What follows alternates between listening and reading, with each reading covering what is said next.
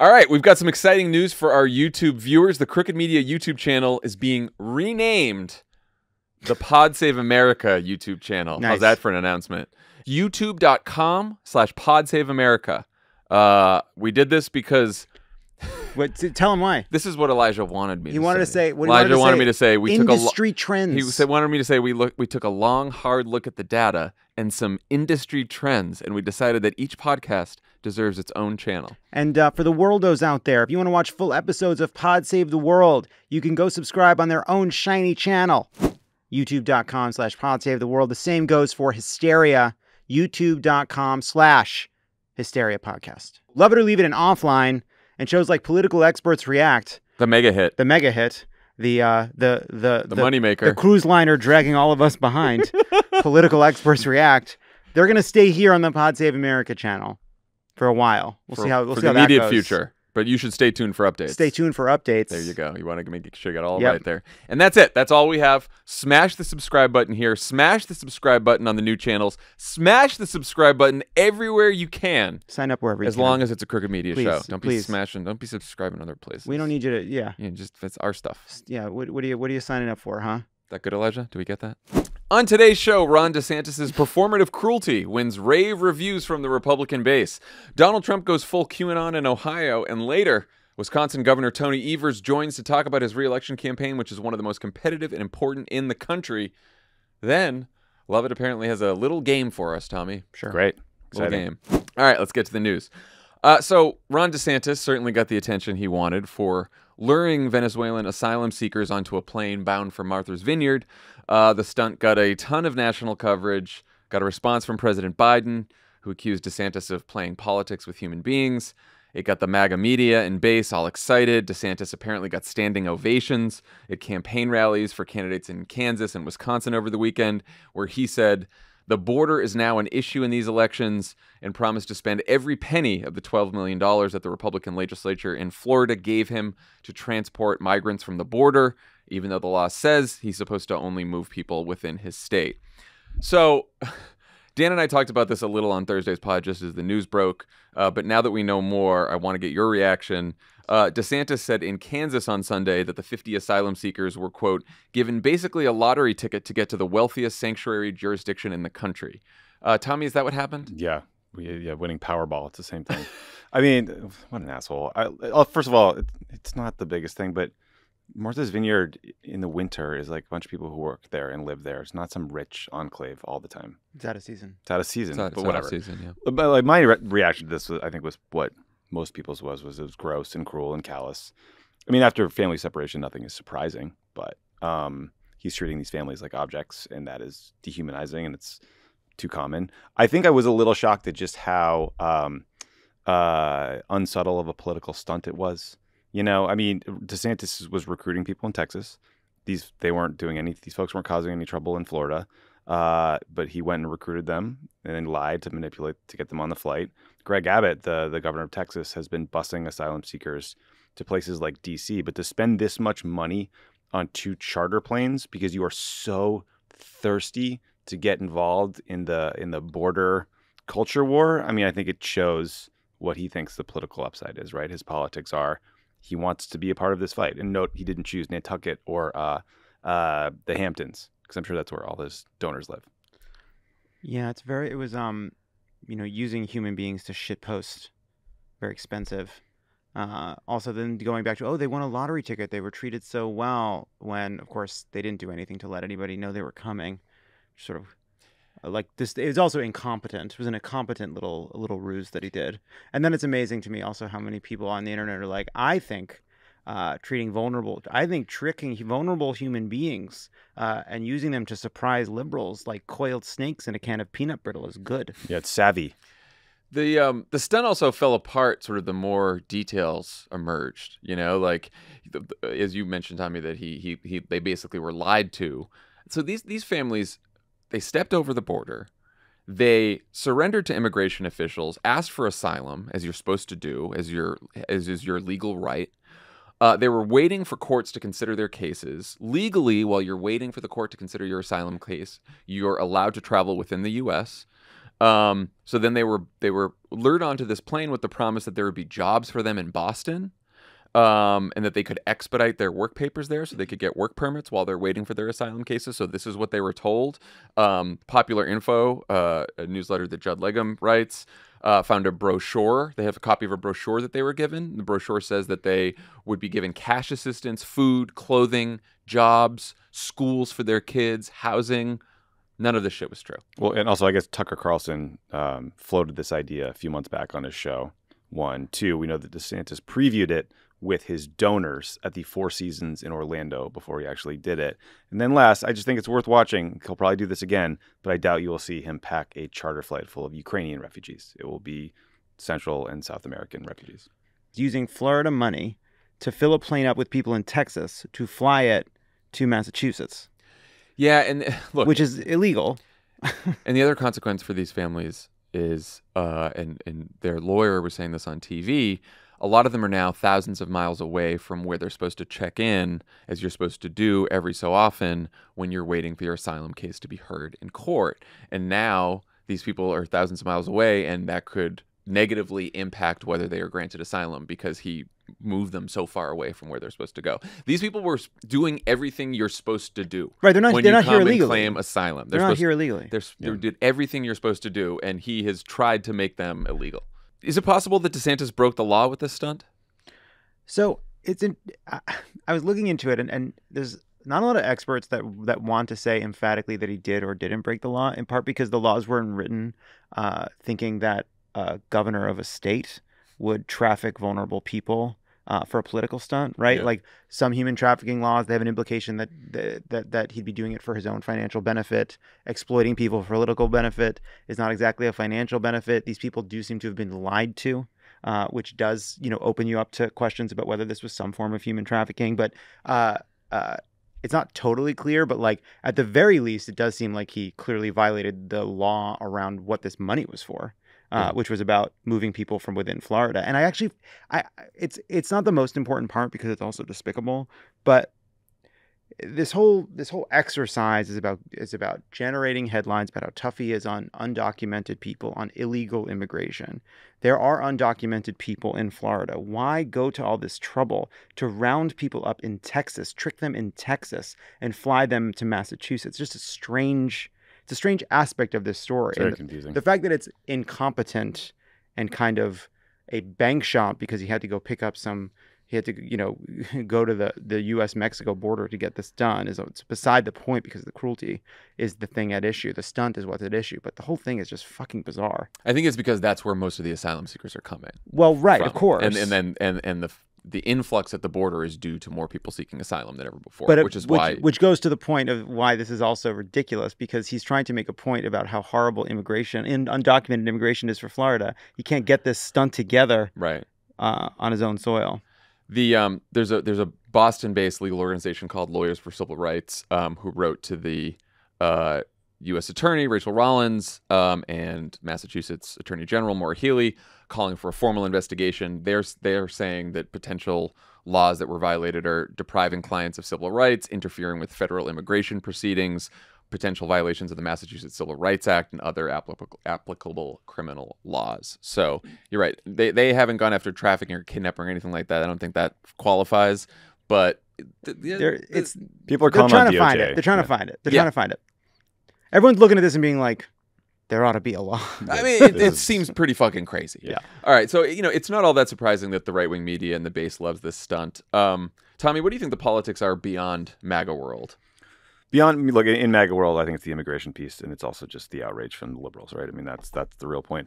I think how you feel about the specifics of busing migrants to other parts of the country probably depends on where you live. There was a poll of Texas voters that found 51% of them supported Governor Abbott's busing program and only 35% opposed it. Wow. So unfortunately, these draconian policies are more popular in border states. That said, I was very glad to read that there has been an angry reaction to this move from Latino voters in South Florida. That's probably because a lot of them are better versed in the humanitarian situation in Venezuela, where a lot of these people are from.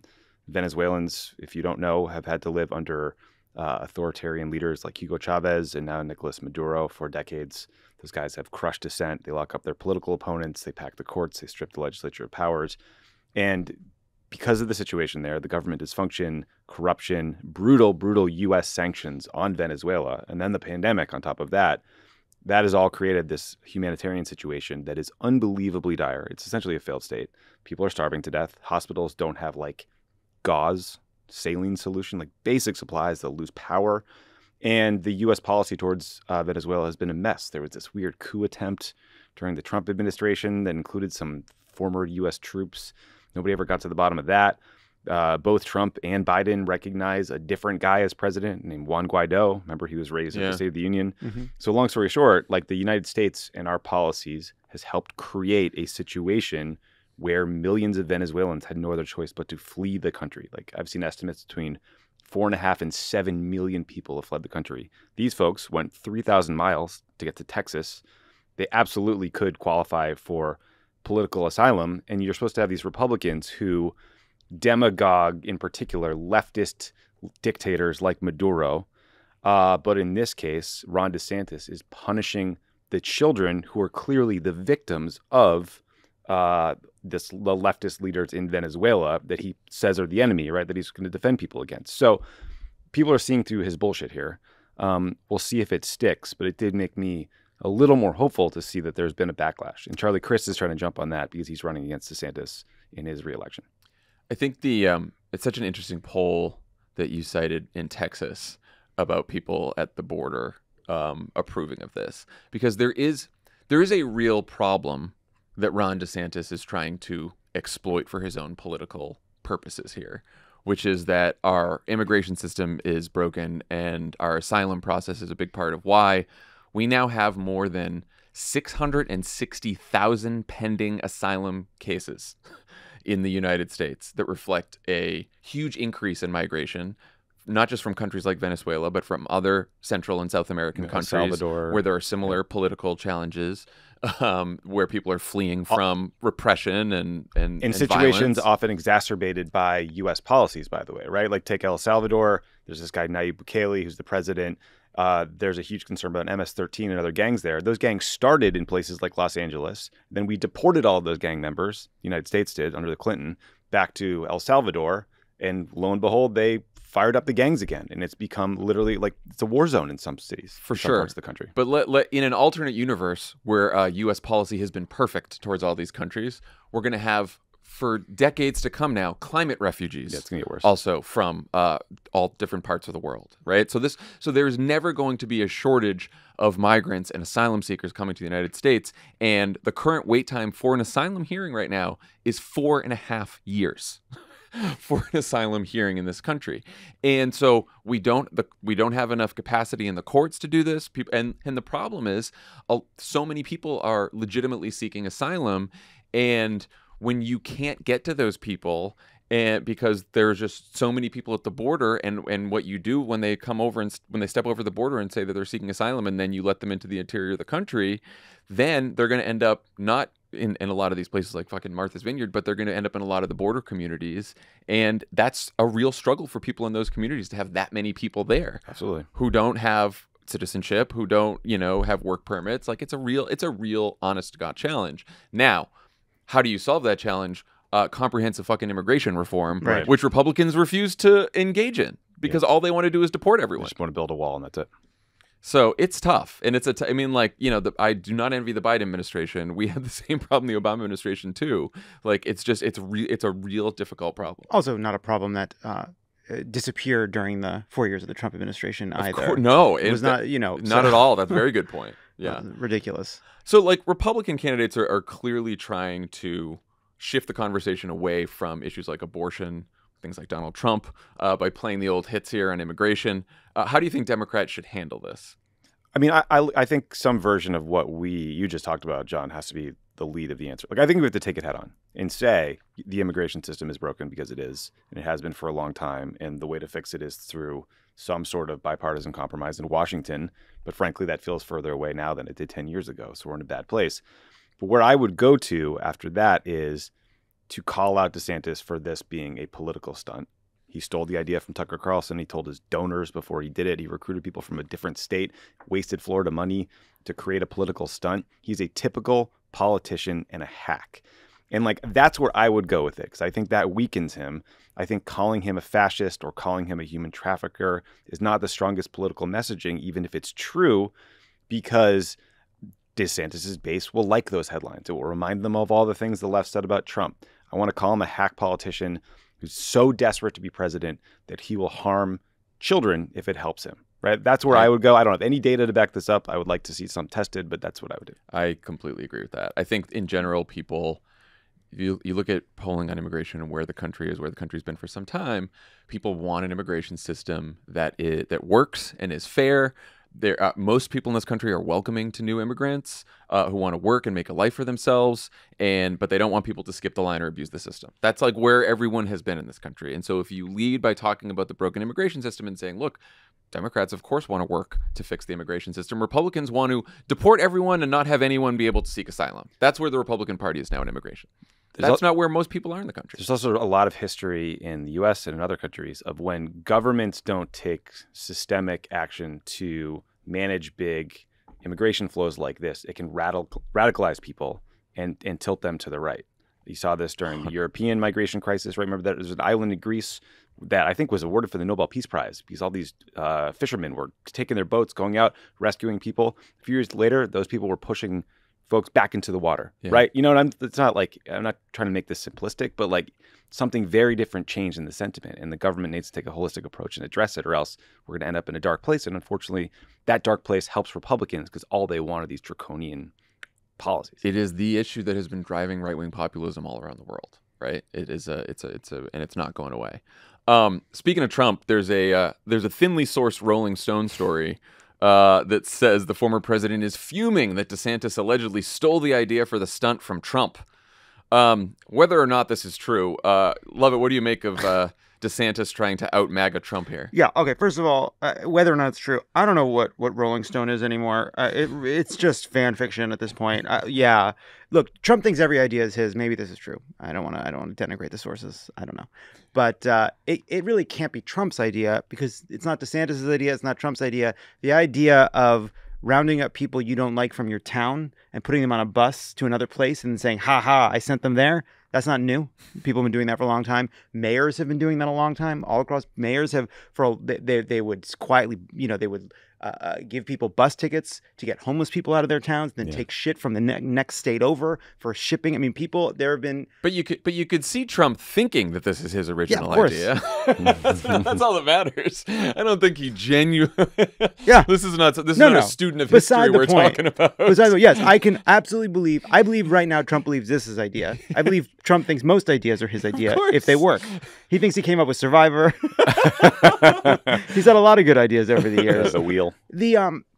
DeSantis doing his Trump impression, kind of signaling to the Republican base and to Republican elites, like, I'm Trump, but I'm better at it. I'm smarter. I'm more sophisticated. I have more control over the levers of power. I actually think it's a fair case. I think that's what he is doing. He is a more sophisticated version of Trump. He is better able to wield the power of the state to achieve Trumpist ends without a lot of the mess. The problem is he doesn't have the thing that both makes Trump such a menace, but also such an undisciplined kind of fool when it comes time to governing, which is the kind of careening mess charisma. You say it. It's charisma. It's charisma. Trump he doesn't has more fucking charisma have than it. DeSantis. There's look, we don't have, like, there's a little smile at the corner of Trump's mouth that says, I know all this is fucking bullshit. And it lessens what he does. It gives people the space to enjoy the show, which DeSantis just doesn't have. The line readings are terrible. Well, the other thing Trump had in 2016 that Jamel Bouie points out in his New York Times piece about this is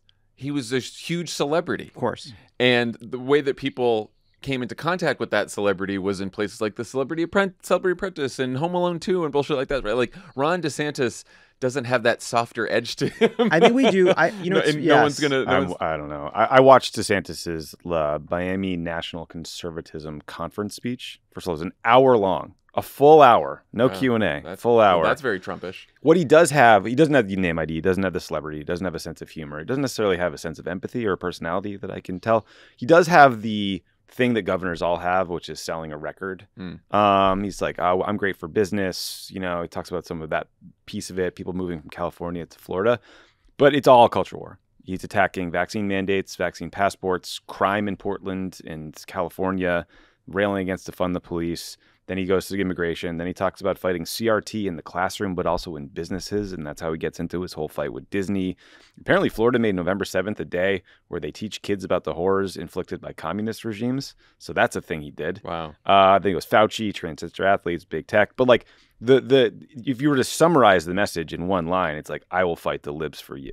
Right. Right. I mean, the question I have is what we were just talking about with the celebrity and the charisma. That matters for sure for a general election. If DeSantis is only trying to win a Republican primary against Donald Trump, I think the question is, like, can he give the base the grievance politics that they love from Trump, but without the baggage and with maybe a little less overt narcissism, so that, you know, with Trump, everything's about Trump. Yeah. And can DeSantis give them that? And I don't know for sure. I have not decided on this. I don't think we know. I think it does a little bit depend on events. Like, it depends on what's happening legally with Trump in the coming year. It depends on just how strong Trump seems. Yeah. Yeah. I saw someone tweet like, "Oh, this idea of a competition between DeSantis and Trump is all well and good until they both get on a Republican primary debate stage together, and Trump calls him Miss Florida, and that's that." There'll be some like completely petty bullshit. Yeah, it's funny. It's like I think we just truly don't know. I think DeSantis, DeSantis is a different breed. I think he's a tougher, more sophisticated opponent for Trump than Rubio or certainly Jeb Bush or Ted Cruz or Scott Walker or Chris Christie or any of the others that fell by the fucking wayside. I think he's a different animal. Like, and I think we just literally don't know. But the lack of a personality, man, it's tough. It's tough on that stage when that's all it becomes about. Yeah. I mean, DeSantis is at least like, Trump was playing on one field in 2016 in that primary, and everyone else was playing on the sort of the old field, the old game, the old rules. And now DeSantis is playing on Trump's field. But I do, it was interesting. There was an NBC poll that came out over the weekend or maybe today that had Trump's approval down to like 34%. I'm right. So he's like clinging to a really hardcore base. Yeah. And I think that is all he's got. And one more point on DeSantis, which to his credit, obviously, I think it's clear I don't like Ron DeSantis. You're a big fan. Yeah, right? No, I know. He does have a Trump kind of knack for PR cycles. He is very good at that. He's better at it than any other Republican. Definitely. He really is better than Abbott, right? Abbott's been trying to get this news cycle for months. He thought, I sent these vulnerable people I don't give a shit about to Kamala Harris's house. Didn't get me anything. Gotta pick the Vineyard. He said Martha's Vineyard got it done. And so, like, DeSantis has a kind of knack that's very similar to Trump that none of the other Republicans have had. Speaking of holding on to that base from Trump, the GOP frontrunner also held a rally over the weekend that got a little weird. Here's the lead of the New York Times story about it. Former President Donald J. Trump appeared to more fully embrace QAnon on Saturday, playing a song at a political rally in Ohio that prompted attendees to respond with a salute in reference to the cult-like conspiracies theme song. Let's take a listen to the moment in that speech. We will stand up to the radical left lunatics and rhinos, and we will fight for America like no one has ever fought before. There is no mountain we cannot climb.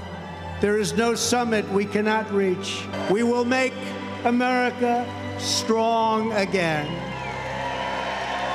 We will make America proud again. We will make America safe again. And we will make America great again. Thank you, Ohio. Okay, so what the hell? First of all, honestly, I'm in. A soundtrack's a great idea. I'm like very frustrated.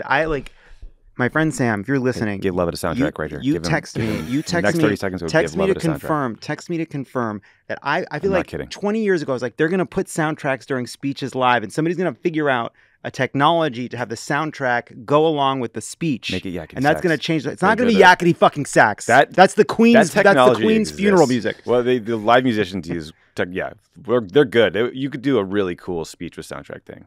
Yeah. Anyway, what do you think was up with that?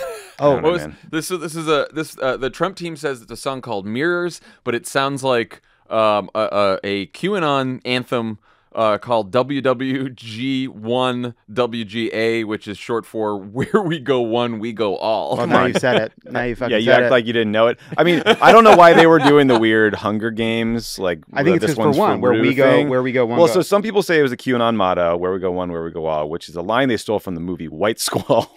Remember? Nice. No, Yeah. I don't remember Great that. flick. Well, they Check also it got out. they also got the thing about the adrenochrome from Hunter S. Thompson from Interesting. Fear and Loathing. Yeah. Some people say, look, this is kind of the vibe you see in a lot of conservative evangelical churches. Maybe it's like there's one God. That was one of the theories. I don't know. Fucking I mean, weird either way. I think he's just like, what weird thing can I do to keep this hardcore QAnon base with me and not Ron DeSantis? Yeah, I mean, I think, I had two points. Point number one, I do think it was just a one for Q. I think that's what it was. I think it's a little late. It's sort of like it feels a little bit like trying to get playing the music for the band that broke up already. Like it feels like he's a little late on the Trying to Q get it all front. back. But then I was thinking, like, man, if you're worried about needing to be broken out of a federal prison by an angry mob, a group of Q supporters is not the worst people to have on your side. I mean, As it's we learned. look, so he's always been a QAnon curious. Yep. We know that. This isn't like the first time he's done something like this. But last week, he also truthed a picture of himself wearing a Q pin on his label under the words, "The storm is coming," which, for those of you who aren't familiar, of course, refers to the moment that QAnon followers believe that Trump will return to power after arresting and executing his political enemies live on television. Very normal, cool stuff. Like, is he just trying to get attention here? Do you think he's just trying to hold on to that base? I really Clearly, the effect of this is excusing violence. Yeah, I mean, I do think that, like, there's no group of. I think let's not think of them as Q supporters that are backing Trump, and let's think of them as pre-surrectionists. That's how I think it. They're fanatical. He wants them on his side for whatever's to come. They're a good part of. They'll show up. People that come at his rallies are his His friends. DeSantis insurance. Yeah.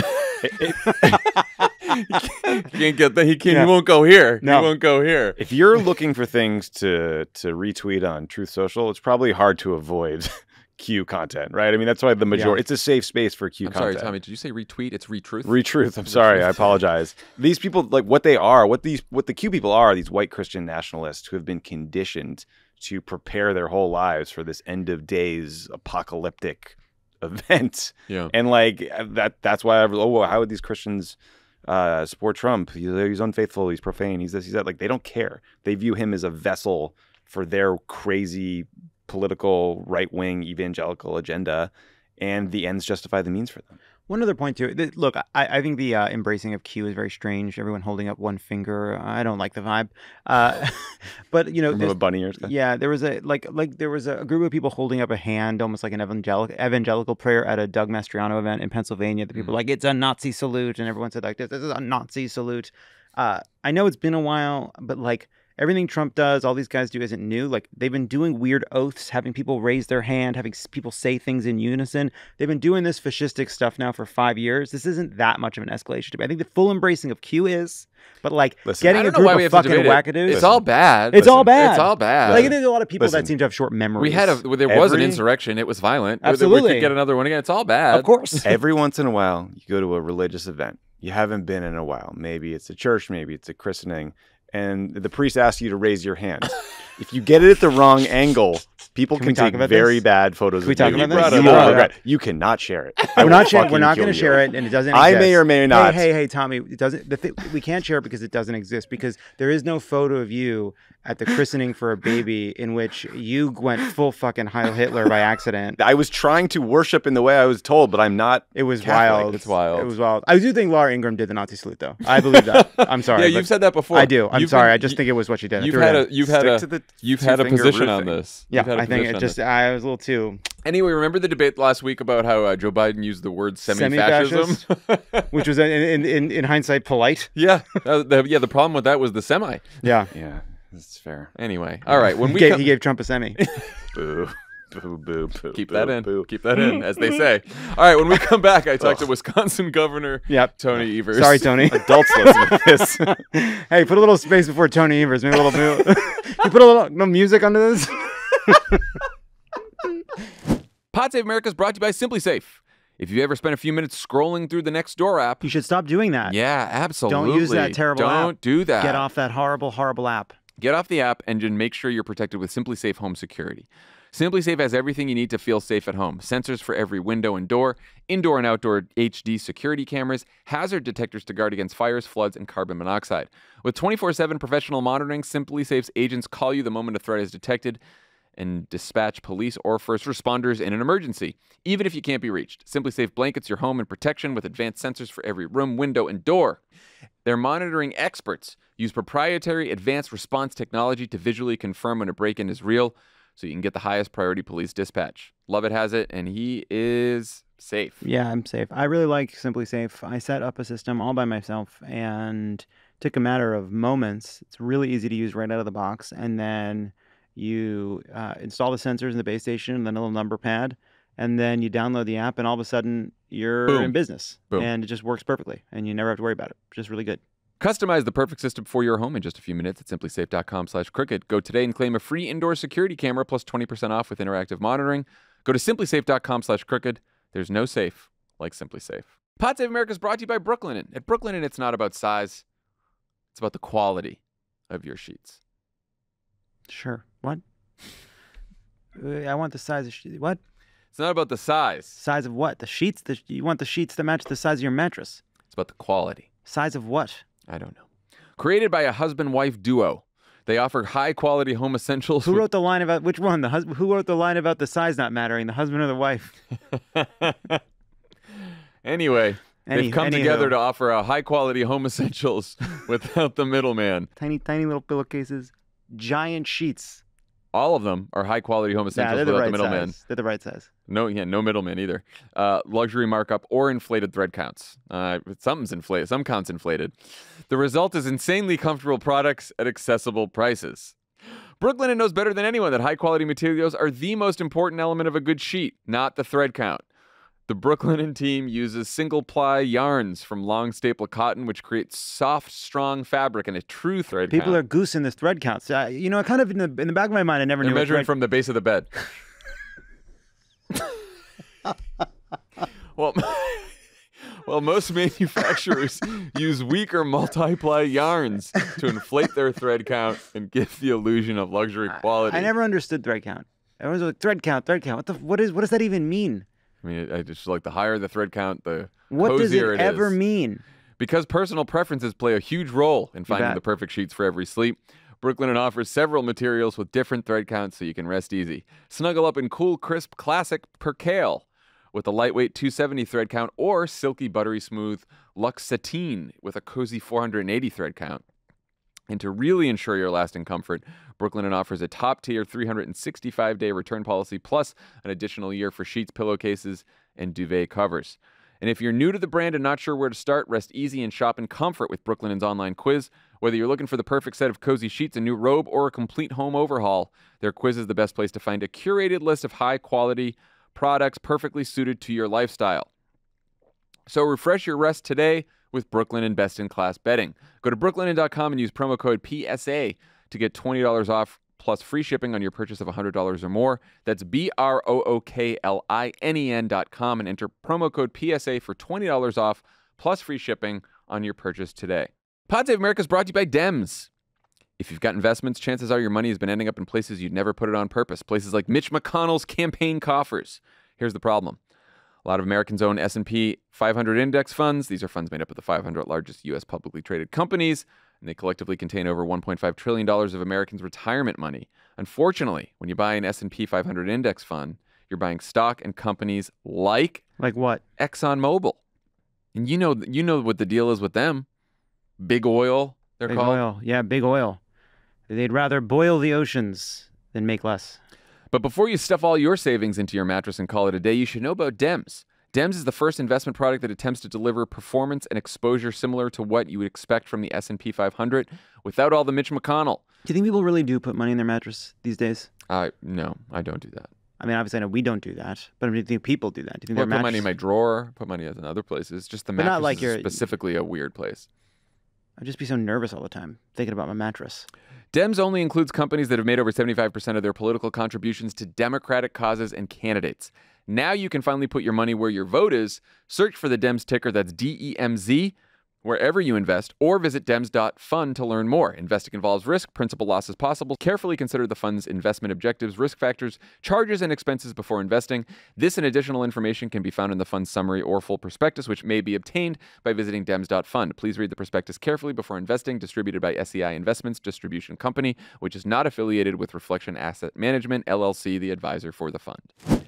Joining us now that... John, sorry, one quick. Governor, I think you might be chewing gum. No, I'm just finishing eating. Oh, okay.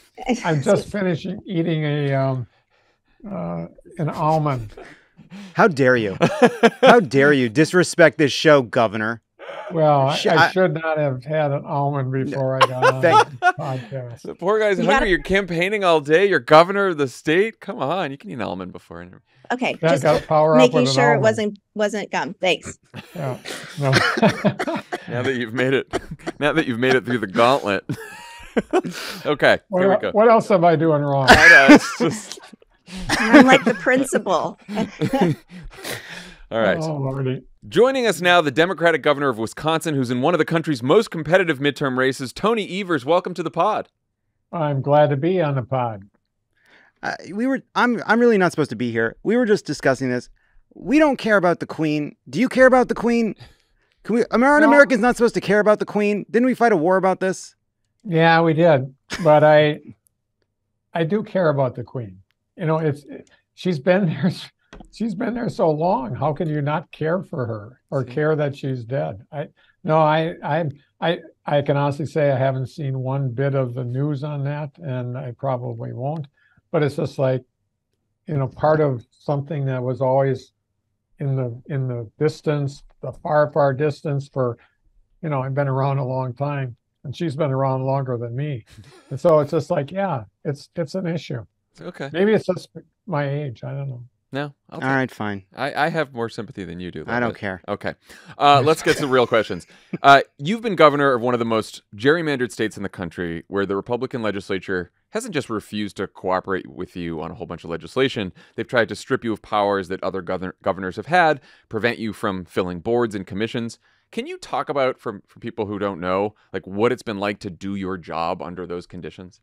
Yeah, and I'll use one example in particular. Yes, they haven't approved a whole bunch of my appointees, and one, you know, I'll give you an example, is the head of our Department of Natural Resources Board, and because he is such a stalwart on being, you know, kind of anti-natural resources, we can't get standards sent for PFAS or other pollution because he's the key vote. And if he wasn't on the board, we would have all sorts of things accomplished. And right now, it's at a stalemate. So it's an important question about policy, and it's an important question around, you know, by doing that, have they really transitioned from the last election? And I would say, for the most part, no. Yeah. And I always wonder when I read these stories about Wisconsin, like, what's the way out here? Like, if you win, you'll be facing a Republican legislature, maybe even a supermajority in the Senate. What do you think you can get done in the next 4 years, and how can you change the dynamic of the last 4 years? Well, it'll be hard. I mean, the politics are the politics nationally. I mean, no one wants to give anybody a win. But I will say that our first budget, we were able to get as much, you know, money for our public schools as frankly we would have with any group of legislators. So there are certain things that transcend politics. There are not many. Schools are one, internet is another, and infrastructure is another, and roads are another. So the kind of those basic things that are basic services of a state, we can reach agreement on that. The Republican Party seems like they're very into out-of-state millionaires this cycle. We got New Jersey's Dr. Oz running in Pennsylvania, and you're running against a Trump-endorsed election denier named Tim Michels, who I believe lived in a $17 million mansion in Connecticut until like last year. Is that something you're reminding people of often? Like, what else should Wisconsin voters know about your opponent? Well, that's the minimum. That is the bare minimum. Yes, well, I can go down the road. $17 million place in Connecticut. He also has a condo someplace in Manhattan. So Oh, wow. I'm sure that costs a few bucks too. I mean, look, in fairness to him, 17 million just doesn't go as far in Connecticut as it would in Wisconsin. It's a little unfair on some life level. is hell, isn't it? No, it's a lot for me, let me tell you. And it would be a lot for anybody in the state of Wisconsin. But just seriously, he won a primary against several very conservative Republicans. And they spent most of their time essentially leapfrogging over each other to see who could be the most conservative. And it's scary stuff. But the bottom line is he can't back off from it. He said all these things. We have right now, because of the Dobbs decision in D.C., we're operating under an 1849 law that prohibits abortions. It puts physicians in jail and 6 years, 1 to 6 years felony. But then, in addition, so he supports that. He said that's a mirror image of what he believes in. Then some reporter said, but that law does not have an exemption for people that were raped or incest. And he said, well, that's the way it goes. He wouldn't want one of those exceptions. So that's some pretty bold statements, I would say. Yeah. So on abortion, I'll use schools as an example, public schools. And that's my background. I used to be a teacher and then a principal of a high school, things like that. But at the end of the day, I think schooling is a really important part of the state's responsibility. And we had 8 years of Scott Walker cutting schools and, frankly, taking care of the unions that supported those teachers. Somebody said, so will you increase funding for public schools? And he said, that is the definition of insanity. So I'm guessing public schools are going to be in a very difficult position also. And additionally, he has said that he's a little, frankly, concerned about same-sex marriage, even though that seems to be a thing that I thought that we crossed that bridge, several decades ago. But he still has concerns about that. He's okay with 18-year-olds getting a AR-15 without any waiting period. Oof. And he's very specific about what he's going to do with the elections in Wisconsin, and he's going to get rid of what we have without telling us what he's going to do to replace it. And he's also a believer in the big lie. He has not come to terms with the fact that Joe Biden won the election here in Wisconsin. So other than that, he took no real horrible positions. Other than that, seems like a great guy. The only person it's something that we all kind of feel real warm and fuzzy about. The only person I want to be against gay marriage is my mother.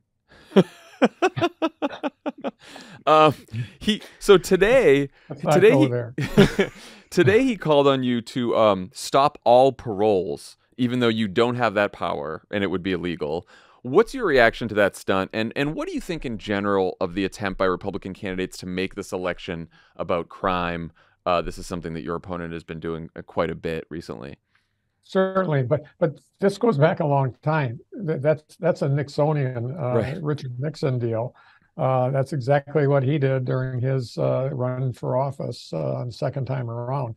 So yes, I'm not surprised by it, but it is, it's a lie. I mean, I cannot stop people from being paroled in the state of Wisconsin. That's the way it's set up. That there's a special board that does it. I have no influence about those decisions, but it takes someone that has some sort of a godlike persona to say something like that. That he has to know it's not possible to have that happen, and only someone that has a real inflated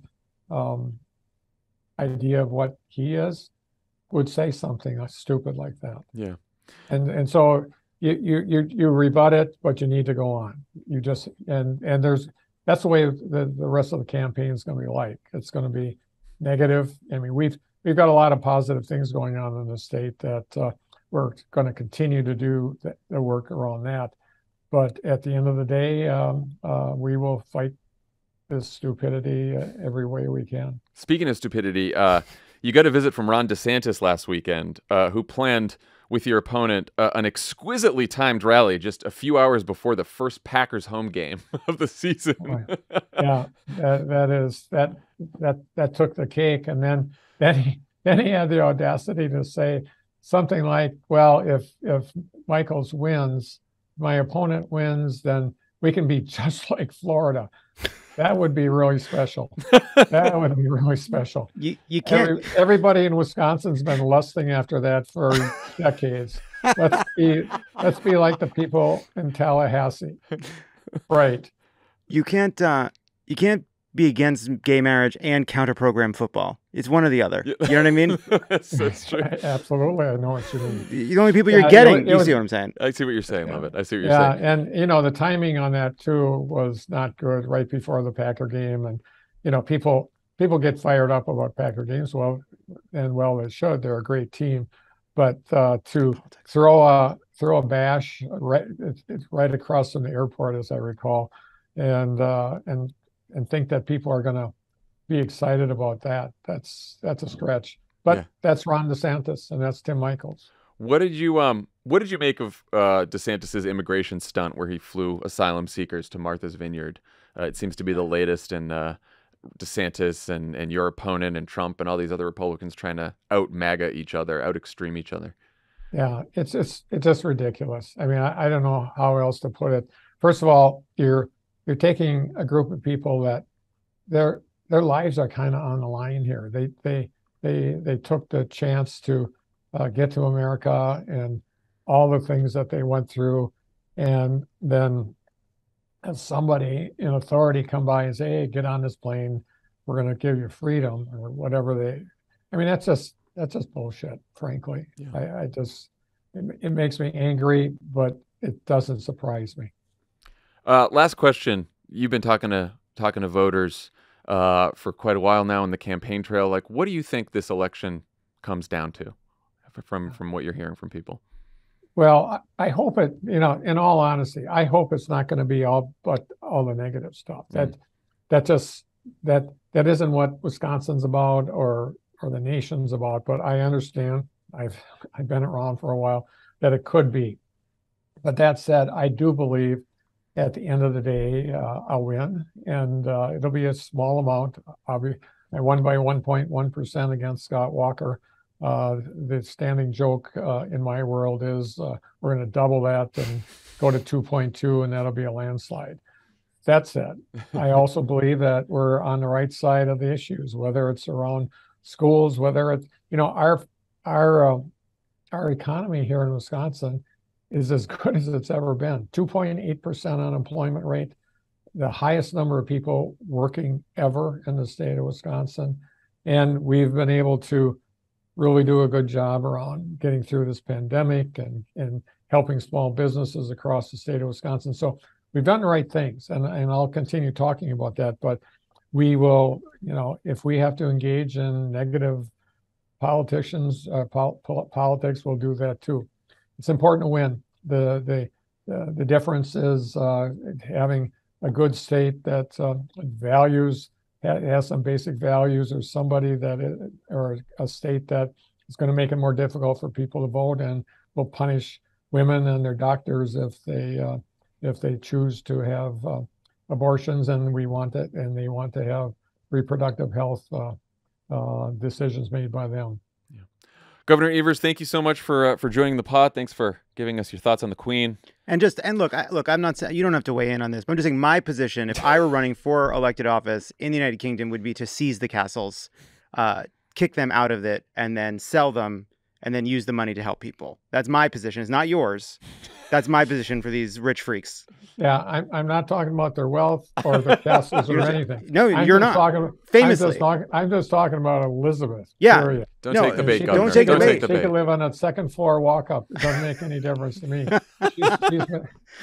Well, she's dead now. All that other stuff, I can agree with. They're driving her coffin around the whole town. Okay, all right. Thank you, Governor. Good luck on the campaign trail. So sorry. Thank you.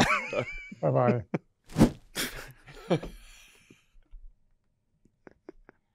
I think that worked well. That worked out. That worked fine. That worked out Honestly, these are the best way for me to do interviews. Yeah. And you know what, Andy? I didn't prepare at all for this interview. I made a bunch of dumb jokes. You said the weirdest thing. You weirded the whole thing up. Hi, sorry. I don't know if you're the governor or a fucking third grader I don't like. Do you have any gum in your mouth? What the fuck? It just sounds so bad in audio so when someone's funny. smacking Oh my their gum. God. Honestly, I would not have said almond. I would have said gum too. It did seem like Oh, it it was was so gum. funny. It did seem like it was gum. Now, a word from our sponsor, BetterHelp. When you're faced with challenges in life, it can be tough to train your brain to stay in problem-solving mode. But when you learn how to find your own solutions, there's no better feeling. Lovett, talk about a time you got stuck focusing on problems instead of solutions.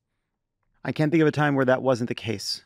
There's nothing I like better than to sit around and really focus on a problem, really take it in. I have a problem for you. Okay. Your therapist has been on maternity leave for too long. So maybe you've turned to BetterHelp. Yeah, here's the thing. All right. Look, everybody needs therapy. Everybody should be in therapy once a week. Occasionally you'll meet a person who's so well adjusted.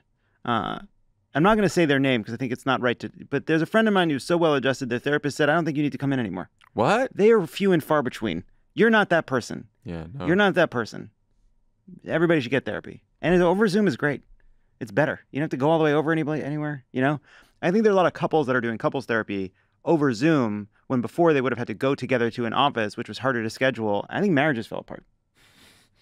A therapist can help you become a better problem solver, making it easier to accomplish your goals, no matter how big or small.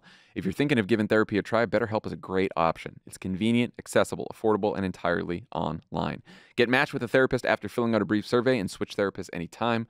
When you want to be a better problem solver, therapy can get you there. Visit betterhelp.com/PSA today to get 10% off your first month. That's betterhelp.com/PSA, betterhelp.com/PSA. Join Josie Toda, Alicia Pascual-Peña, and Yasmin Hamidi, 3 young actresses, disruptors, and best friends, as they navigate the issues that affect their lives, from hookup culture and social media to structural racism and LGBTQ+ rights. They won't shy away from diving deep into controversial topics, even turning to their elders. Actors, activists, comedians, experts, politicians, 26-year-olds. Oof, that was rough. That's tough. It's a rough one to read. That's hard to hear. To try to understand the world their generation was handed. Catch a new episode of Dare We Say every Thursday wherever you get your podcasts. Look, we can tell them about Y2K. Okay, before we go, Lovett, you have a game. All right, now it's time for Tommy and John to face off in a game we're calling Culture War. You will face a pop culture gauntlet predicated on the assumption that when it comes to most pop culture news outside of shows with dragons and sports with CTE, you don't know fuck all. True. All right, question number 1. Either one of you say the answer. Which dignitary did Australian news presenters fail to recognize upon his or her arrival at the Queen's funeral? What? Yep, that's right. I need an answer. Which dignitary? Which dignitary was failed to be recognized by the Australians? Australians. They didn't know who it was. No hints, no multiple choice. They're British. British. Harry Potter. They're British, and they're newly on the scene. People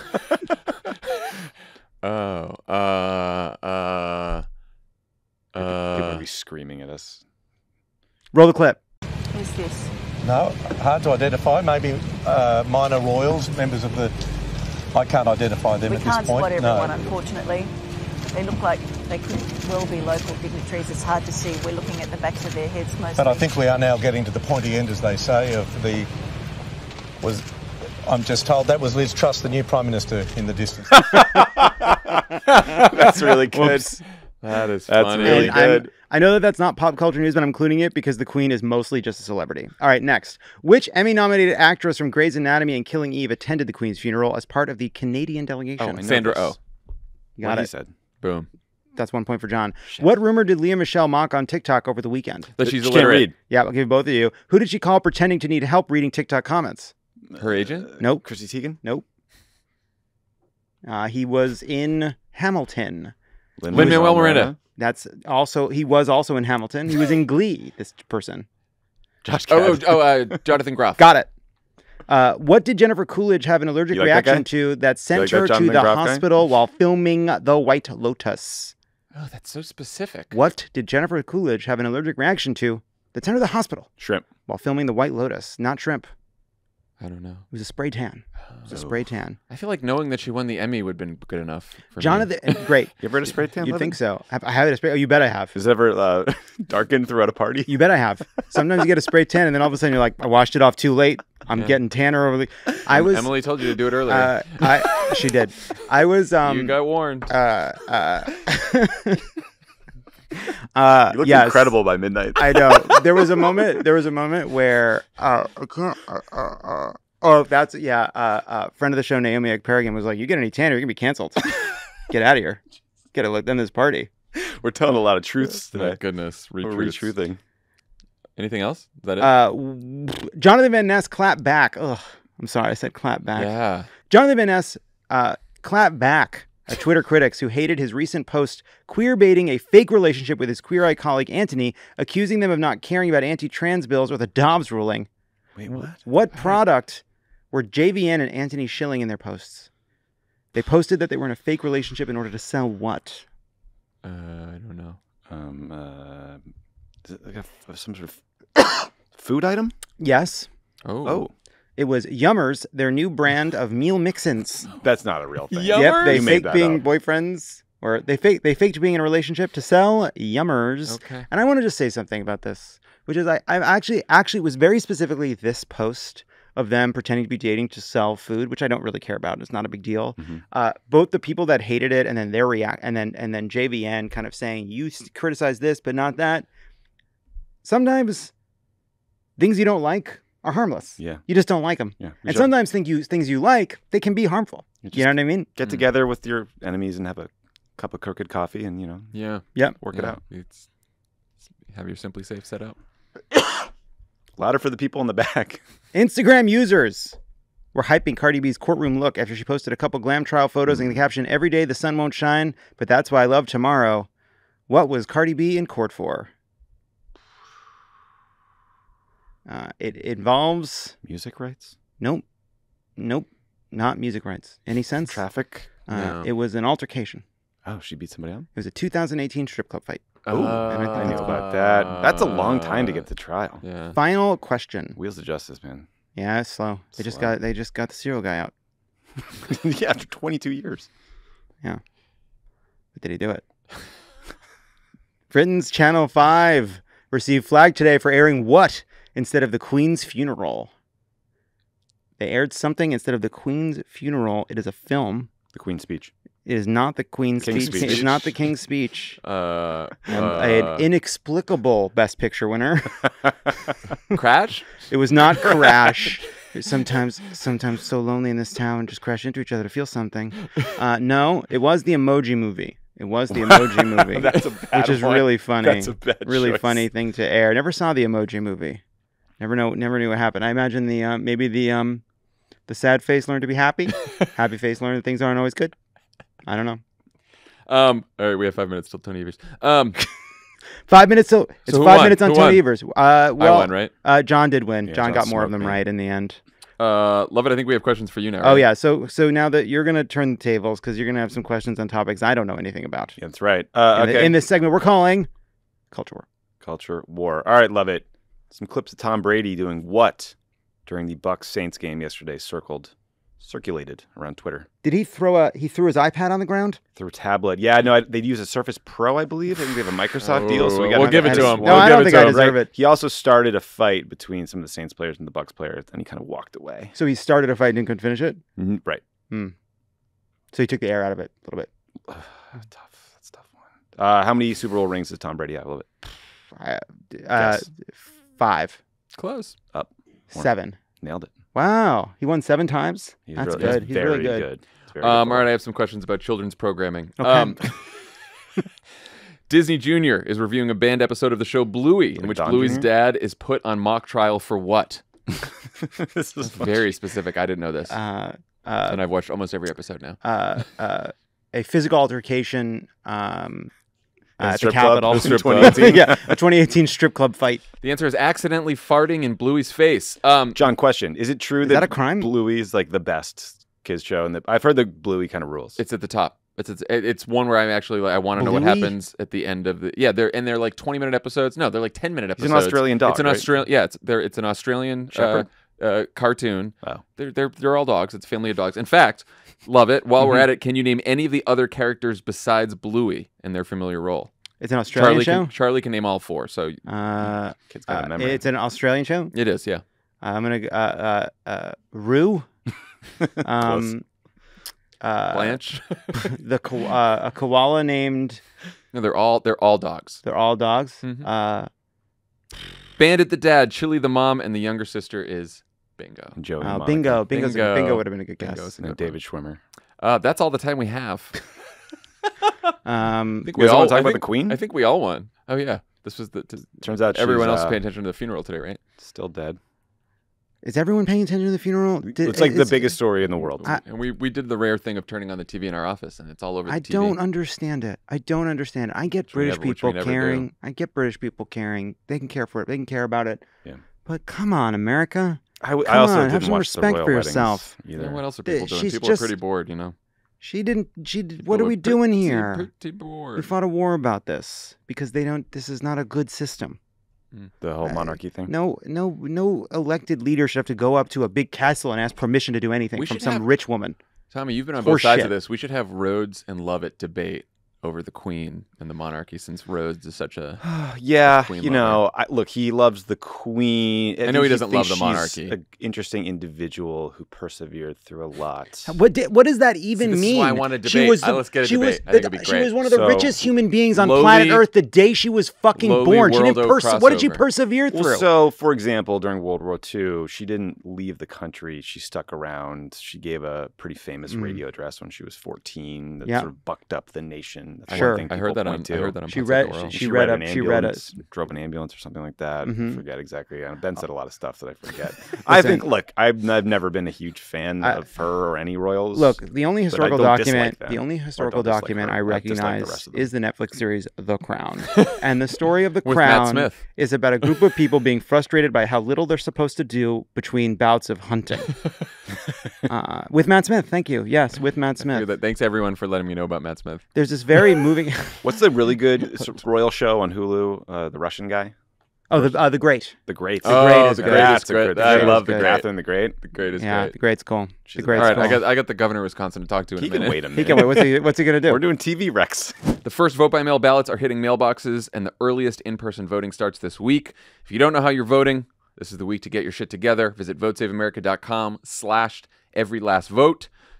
Visit votesaveamerica.com/everylastvote to make your plan to vote. Remind everyone you know to do the same, and donate to the Every Last Vote Fund to directly support the work of organizers and volunteers in key swing states.